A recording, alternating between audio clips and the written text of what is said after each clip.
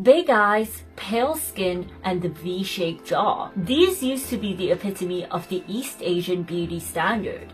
But these days, even this isn't enough, with people now striving for more and more inhuman aesthetics, ranging from massive cranial tops to elf ears and many more. Greetings, professors! So, the other day I was scrolling across social media when I came across an influencer called Lisa Yo. Initially an Austrian-Mongolian woman with mixed features, Lisa decided to get plastic surgery to supposedly look more Korean, resulting in her, well, looking like this. Yeah, I think we can all agree that Lisa doesn't exactly look like a typical Korean, and as a matter of fact, she barely looks human at all. But believe it or not, she actually fits many of the trendiest beauty standards that East Asians are currently striving to achieve. In fact, if you look at her comment section, there are many people praising her looks, and there are even TikTok tutorials on what cosmetic procedures to get to look just like her. Yeah, I was shocked too. So what's going on here? Are we missing the plot? Well, that was what motivated me to make today's video, because in this video, we're going to be discussing the increasingly warped beauty standards taking over Asian social media and diving down the rabbit hole of the most bizarre and dangerous plastic surgeries that are currently trending right now. But before we get into that, I wanted to thank Coopert for sponsoring today's video. Coopert is a must-have for me when shopping online, and guys, if you're not using it yet, then you're seriously missing out. Coopert is an all-in-one shopping extension that is compatible with all the major browsers, and it serves three main functions. Firstly, it helps you find the best discount codes. Secondly, it gives you cashback rewards. And thirdly, it even compares prices from multiple retailers to find you the best price. So let me show you how it works. Here, I'm trying to buy myself a sunscreen from Cult Beauty, and as you can see, Coopert has a button that allows you to automatically test the discount code. So let's click on that. And oh, straight away they've already found me a discount code, but as you can see, it doesn't just stop there. It actually goes through all of the discount codes that it has to find me the best one. In the end, I managed to save over $6 on this sunscreen thanks to Coopert. Then on top of that, Coopert also gives me cashback on my purchases. So as you can see here, they're offering me 1.4 to 3.5% cashback on this sunscreen. At first, it usually takes about 15 days for you to receive your cashback, but the more you use Coopert to shop, the faster you'll receive your cashback. And Coopert actually works with over 200,000 retailers globally, including the likes of Sephora, eBay, IKEA, Apple TV, and many, many more. But okay, last but not least, I wanted to show you Coopert's comparison tool. So let's say I wanted to buy this waterproof speaker. So in the past, I would have probably just seen this price and thought, oh, $19.99, that doesn't sound too bad, right? But now with Coopert, I can just click on this button here, and it automatically finds other retailers who are selling this exact same product at a cheaper price. Like for instance, somebody is selling this exact same speaker for just $11.60. That's over $8 cheaper. As you can see, Coopert can save you so much time and money when shopping online. So if you don't have it yet, then be sure to check out the download link in the description and start shopping smarter with Coopert. Thank you so much to Coopert for supporting this channel, and without further ado, let's get back to today's video. So I don't think it surprises anyone that East Asian beauty standards have always been super unrealistic. Like, we all know that, right? But most people used to come into the clinic hoping to emulate traditionally attractive celebrities like Fan Bingbing, Angelababy, and Gu Hae-sun. What's been happening recently is that the beauty standards have shifted from just being unrealistic to being downright inhuman. According to plastic surgeon Dr. DeGenario, clients now seek out more individualistic looks. For example, a face with elf-like features, or even a world-weary face with a lived-in quality to it. Essentially, what had long been the beauty standard for the past few decades is now considered somewhat plain or boring, and people are instead looking to purposely have super exaggerated and almost uncanny features to stand out from the crowd. So when I said previously that Lisa Yo looked inhuman, I didn't mean that as an insult. That's literally the look they're trying to go for. But But the craziest part is, although this started off with people trying to stand out from the crowd, what has since happened is that these standout looks have now become trending aesthetics on social media, which has ironically caused everyone to end up getting the same plastic surgeries. And I call this the trendification of plastic surgery. I'm not sure if that's a word, but we're gonna make it one. Gretchen, stop trying to make fetch happen. It's not going to happen. Currently, there are quite a few popular aesthetics that are trending online, but by far the most viral and concerning one that we're focusing on today has to be the 幼态脸, or the baby face look. And this can best be exemplified by the 刚满18岁, or just turned 18 girl. 我是刚满18岁的喵喵乔。 This influencer went absolutely viral for being very cute, and as you can see, this baby face trend basically revolves around having a very small face and very supposedly juvenile features. Although personally, I feel like these faces are giving more Yoda and less baby, but maybe that's just me. The key features of this aesthetic include a high cranial top, elf-shaped ears, aegyosal eye bags, a short mid-face and philtrum, M-shaped lips, babyish teeth, and many, many more. And of course, there are procedures to help you achieve each of these features. Procedures that, trust me, you really need to see to believe. And we're gonna go over some of the craziest ones now. So first off, we have the elf ear trend, where the ears are ideally supposed to stick out from the face at a 30 to 60 degree angle like this. And I find this one pretty ironic because I swear just a few years ago, people were still getting bullied for having super prominent ears. 12-year-old Logan Hanna hates his ears. At school, he's picked on, called hurtful names like elephant ears. 11-year-old Bella Harrington went under the knife to change her ears.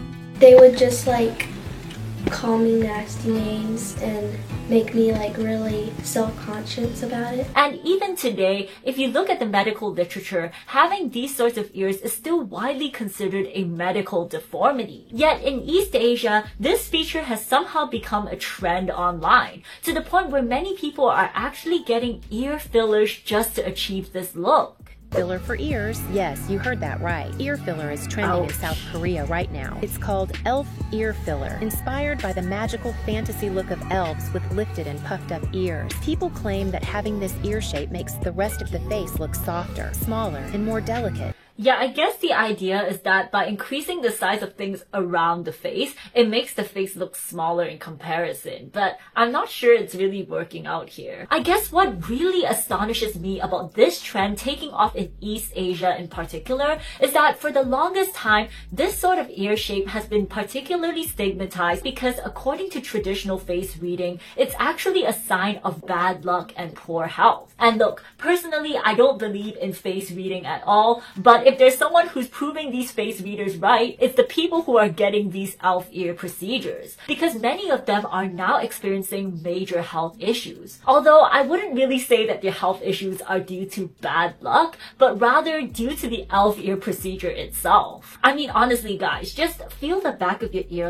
right here, and you'll see that the skin is really thin and there really isn't much space. So clearly things are not supposed to go in there. Yet apparently people are recommended to inject around 10 to 18 syringes of filler at the back of their ear in order for the elf ear effects to be noticeable. Imagine all of that going into an area that small. That's probably why many of these ears look like they're about to explode. 耳朵后面打精灵耳，这里有好多，它就一直这样子没有消下去。 Honestly, that looks more like a dumpling. I would not have been able to tell that that was an ear. Unfortunately, or perhaps fortunately, these fillers don't really last for that long, and they tend to migrate around and fade away after about a year. And so in order to achieve a more permanent look, some people are also opting for hard cartilage implants, although that also comes with its own set of problems. Oh, you can literally see the outline of the implant. That looks so unnatural. 22年做过一次基底部放的硅胶，硅胶还是很大的。我们在耳后的话，基本上就可以看到假体的一点形和移位的一个情况，而且这个假体在腔隙里面活动度是很大的，上下差不多1个厘米的一个活动空间。Wait, why did they make the implant so obvious and it's like moving up and down like a light switch? My goodness. 它上一次感染过，所以说这个地方的局部瘢痕还是比较明显，凹凸不平。Oh, and she had an infection as well. Oh, that's bad. These are just a few videos, but if you look online, you realize that the ELF ear procedure rarely ever goes well. The biggest problem with this procedure is that it's not recognized or performed by mainstream hospitals. And so if you want to get this done, your only option is to go to a beauty clinic, which isn't as strictly regulated. And that probably explains why there are so many botched procedures. Patients have reported hearing loss, tinnitus, insomnia because they can no longer sleep on their side, and there are also many nerves and blood vessels in the ear, so if something goes wrong, then that can affect not just the ear, but the entire face. And there are some patients who have even experienced infections and necrosis of their ears, like you can see here. Essentially, these ladies are risking deafness, facial paralysis, and other major complications, all for a set of ears that is likely going to go out of style in a few years. And I can guarantee that as soon as this trend is over, these very same people will be flocking back to the plastic surgeons to get their ears pinned back. But that is just one of the many bizarre cosmetic trends that people have been chasing in pursuit of the baby face look. And another feature that has been gaining serious traction is the M-shaped lip trend. This trend actually originated in the early 2010s in Thailand, where it was known as the Kratchup lips.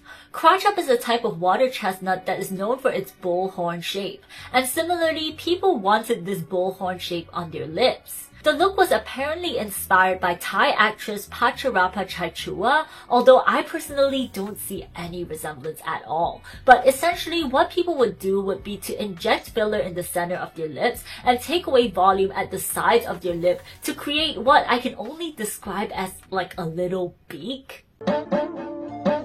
Now, for the longest time, Kratchup lips were only ever a trend in Thailand. However, in recent years, this trend has somehow gained major popularity in East Asia, this time in the form of cherry lips in Korea or M-shaped or smiling lips in China. It all started because some people noticed that celebrities like Jin and Ning Ning had pretty shapely M-shaped lips, and it wasn't long before people began trying to emulate the look. The idea is that by having this lip shape, it gives your mouth a slight smile, which adds to the cute, youthful aesthetic that people are trying to go for. At first, things actually started off pretty tame. You know, people were mostly using things like makeup to give the illusion of the M shape, or they were getting these devices from stores like Olive Young to temporarily mold their lips into that shape. But as with all trends, people soon started taking things to the extremes with lip fillers and even lip reduction surgeries. And that was when things began to go very, very wrong. 千万别找庸医做这个 M 唇，大家看一下我这个嘴，是不是有点似曾相识，像兔唇？已经1年多了，嘴唇一直没有知觉，伤了神经。Oh my, that sucks. 而且现在上嘴唇超薄，就是看着很不自然，就有点像兔唇。I mean, personally, I think her lip looks fine, but the fact that it has no sensation is something that a lot of people who have gotten this procedure are reporting. 怎么我三层这两边的油都不见了，只剩下中间的部分。讲话声音有点微弱，这名投诉人自拍影片控诉，上个月从港澳跨海来台，花4万元动微笑唇手术，但术后却不成功。投诉人提供照片，术前饱满丰唇，但术后上嘴唇只剩下中间唇珠。不能正常吃饭之后，我还不停地流口水。As you may be able to tell, this lady cannot actually speak properly, and that's probably because when you take this surgery to the extreme, your upper lips get so thin that you can't actually fully close your mouth, which really affects your talking and eating. Not to mention, it just looks weird in general. Like, nobody naturally has lips that look like this. Not even the celebrities that supposedly inspired the look. And the worst part is, this surgery is actually irreversible. That's right, guys, you can't just inject inject fillers back into your lips. You actually need to cut off your top lip and then do multiple reconstructive surgeries just to get back that more natural look. 我因为做了 M 唇，然后修复了3、4回才到我现在的嘴唇。我记得18、19年那会儿特别流行 M 唇综合，我也跟风去做了一个。做完之后没多久，问题就开始慢慢的来了。于是后面就想办法去补救，开始打波波，结果去的组织太多，导致波波太晚，完全撑不起中间的疤痕，反而往两边扩散，形状感觉更加明显了，嘴巴更难看。后来忍无可忍了，把唇中切掉。切掉了上唇中之后，上嘴唇确实看起来相对来讲没那么奇怪了，但是还是很丑，笑起来基本上没有嘴唇。上唇又继续打波波，后来一狠心又去做了个人中3件套。虽然现在嘴巴也回不到当初了，起码比之前正常了很多，所以我觉得 M 唇还是不要盲目的去追求。The thing is, plastic surgeons in Thailand who had already witnessed the crotch-up lip trend over a decade ago have already warned against the risks, with many even flat out refusing to do the surgery. One plastic surgeon told the Bangkok Post back in 2017, sometimes it takes half an hour to persuade a patient not to do it, but they end up having it elsewhere. Lip reduction is not appropriate for everyone. Yet despite this, with the resurgence of the M-lip trend in East Asia, more people than ever are getting this surgery. And to complicate matters further, these very same people typically also get other procedures and surgeries at the same time. Popular ones include philtrum shortening, infantile teeth veneers, Agocel filler, and many more that we won't have time to get into today. But out of all of these cosmetic procedures, by far the most recognizable and signature feature of the baby face aesthetic is definitely the high cranial top.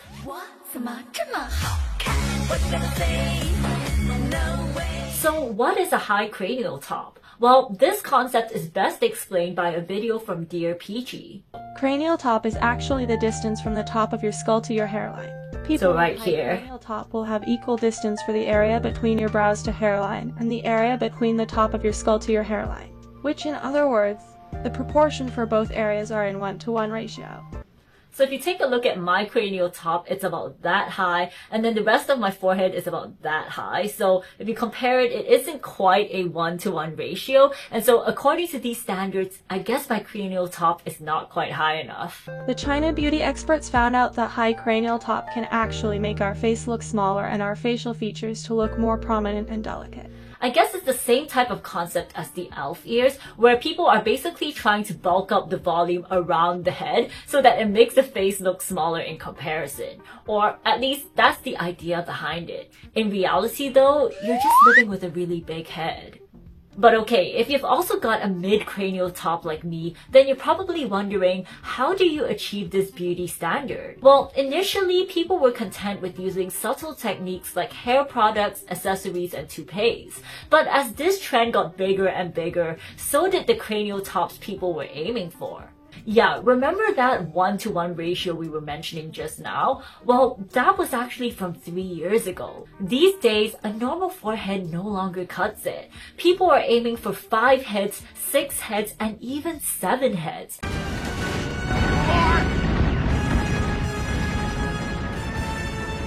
And the only way you can achieve this is, you guessed it, through cosmetic procedures in the form of fillers and even bone cement implanted into the skull. These procedures cost thousands of dollars, and the recovery process seems like an absolute nightmare, with most patients experiencing side effects like terrible headaches, not being able to lie down for weeks, and some even suffer from neck strain due to all of the additional weight on their heads. So imagine going through all of that only to ironically end up with an even lower cranial top thanks to hair loss. Well, that was exactly what happened to this Chinese influencer who reportedly spent over 230,000 renminbi on cranial fillers. 刚开始的时候没有太大感觉，只是觉得有一点红肿，然后痒，会起白屑。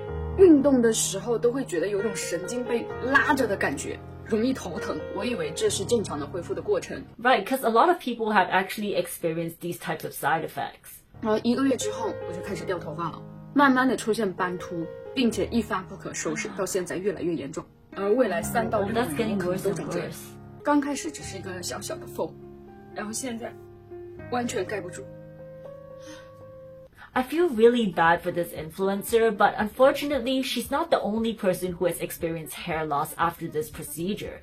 And indeed, doctors have since confirmed that the excessive amount of fillers and implants that people are putting into their heads is actually obstructing blood flow to the scalp and causing the hair follicles to die out. So there's actual scientific evidence that this high cranial top trend is directly causing hair loss. Yet, despite this, the obsession continues, with the search term high cranial top amassing over 11 billion posts on just Douyin alone. Now, obviously, I think that the massive cranial tops that people are trying to get nowadays look absolutely ridiculous. But if I'm being completely honest, compared to the other trends we've mentioned so far, I can kind of see why a moderately high cranial top could look good on many people. Of course, this isn't to say that you can't pull off a low cranial top, but in general, most people tend to want a bit of volume in their hair. The issue though is just that, the hair. Unless you actually have a clinical skull deformity, you can easily achieve a perfectly fine cranial top by just improving your hair care routine and getting a better hairstyle. There's absolutely no need for anyone to literally alter their skull shape just for this look. That should be obvious. So why are people still choosing to undergo these life-changing procedures? Well, it may have something to do with the sheer convenience of getting plastic surgery in Asia. You see, while researching for this video, I came across a few absolutely terrifying beauty apps such as Xinyang and Gengmei, which make getting plastic surgery as convenient as ordering a pizza from Uber Eats. As you can see here, all you have to do is click on the type of surgery that you want. So for example, if I want the M-lip surgery, then I just click on lips. And then you can see they already have it suggested there. So then I just click on that. And I can scroll down to see the ratings, and then literally within just a few clicks, I can make my appointment.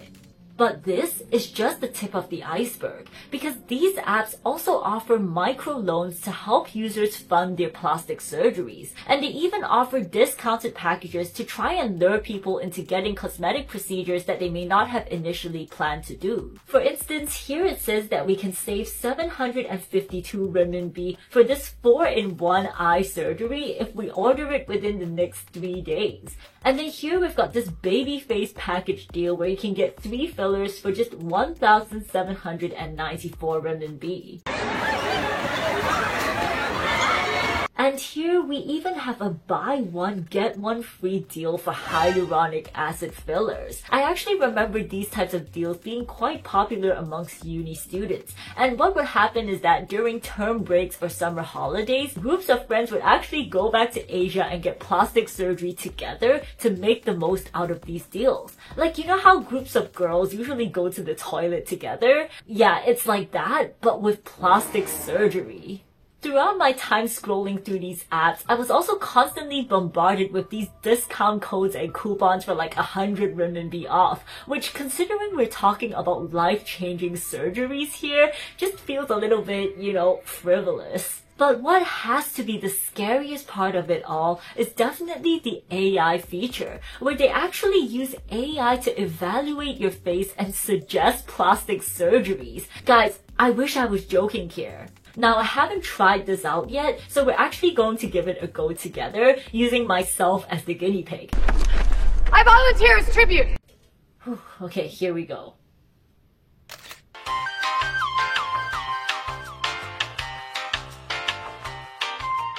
Oh wow, this report is actually really detailed. Okay, so according to the app, I have what they call a girlish face, meaning I'm not like super elegant or mature, but I'm also not like very cute and babyish, so I guess I'm somewhere in the middle. And it does highlight some positives about my face, so I'll give them that. But of course, they also took this opportunity to suggest a bunch of potential cosmetic procedures I can get. Like, apparently my top issues is that I have a lack of fat on my face, and I also have the tired type of eye bags, but I don't have the aegyo style. And then here they said that my lips are a bit too thick and my nose is a bit too long, and they suggested some like skin procedures and fillers that I can do. I mean, honestly, I'm not that surprised, especially since I don't really have the features of the coveted baby face aesthetic. Thank God. But honestly, even if you had all of the features that we mentioned in this video, they'll likely still find something wrong with your face. After all, this company has a vested interest in you booking plastic surgeries through their app. So I can only imagine how damaging something like this can be for someone who already struggles with self-confidence or body dysmorphia. So what can we get from all of this? Well, at the end of the day, I still think that plastic surgery isn't the problem here. There are plenty of people who have gotten plastic surgeries and cosmetic procedures in moderation to help them improve their self-confidence, and that is completely fine. Where I think this becomes a problem is when people are getting these life-altering procedures for a trend that is probably only going to last a few years. And I also think that people who are getting the types of procedures mentioned in this video are likely too hyper-focused on just one part of their face rather than looking at themselves as a whole. And to tie that back to the start of this video, that's how you get people like Lisa Yo and the just-turned 18 girl who technically have all the right features, but just end up looking a bit uncanny overall. But these are just my opinions, and I'm interested to know what you guys think. How do you feel about this baby face aesthetic? And are there any other similar bizarre beauty standards from your country? Be sure to let me know in the comments. And if you enjoyed this video, then I would really appreciate it if you could give it a thumbs up and subscribe. As always, the research notes for this video will be on Patreon. And last but not least, huge thanks to Cooper for sponsoring this video. And I'll see you guys next time. Bye! Thank you for watching, and special thanks to my Patreon members for supporting my channel. If you'd like to watch reaction videos and other bonus content, then be sure to check that out on my Patreon.